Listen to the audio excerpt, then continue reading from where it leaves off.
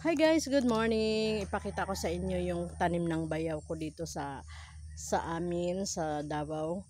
Ang ganda ng sayuti, madami siyang bunga. Tingnan nyo guys.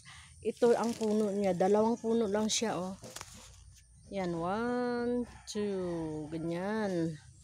Tingnan nyo naman ang bunga, sobrang dami. Ayan.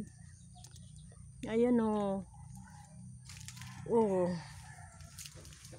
Ang ganda ng sayuti dito sa lugar na ito, yung sa malamig. Malamig kasi yung lugar dito kaya maganda yung sayuti.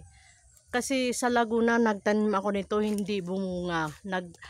Umano lang siya, naglago lang siya ng lago. Ayun oh, dito oh, halos lahat ng ano niya may bunga. Tapos may bulaklak pa, may namumulaklak pa yan pa oh. Ayan. Malapit lang to sa bahay. Ayan. You know guys, oh. Ayan.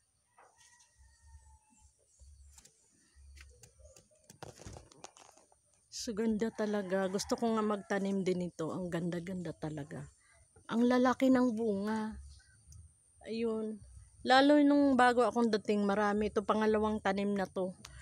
Nalikom ito, hindi ito lahat nalikom siya ng puro sayote. Kaya ang dami. Nakapagbenta na nga ito kasi marami siya makapagbunga.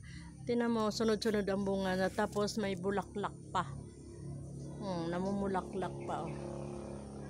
Ayan, that's kaganda. Ayun, wala na akong